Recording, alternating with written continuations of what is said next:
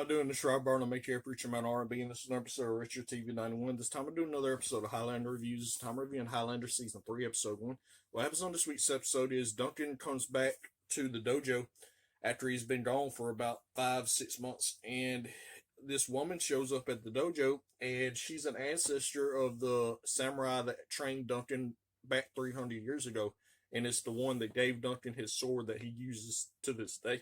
And what happens is this woman's husband's an immortal, and he pretty much mentally abuses her and has done killed her lover and all this other stuff. So Duncan is protecting her because of a vow that he made to her ancestor. And what happens is her husband winds up recapturing her, and then Duncan helps her escape at the end, and then she decides to just go back to save her honor. So Duncan tells his partner that runs the dojo to stay behind at the dojo and take care of that, and Duncan goes back to Japan.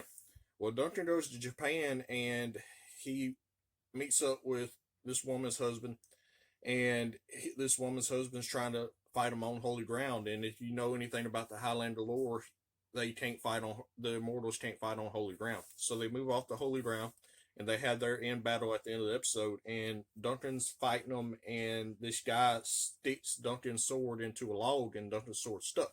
So Duncan uses his hands and catches the blade of the other guy, the other immortal, and winds up taking his sword away from him and cutting him down, and then Duncan takes his sword back and takes the other immortal's head off and takes his quakening and all his power.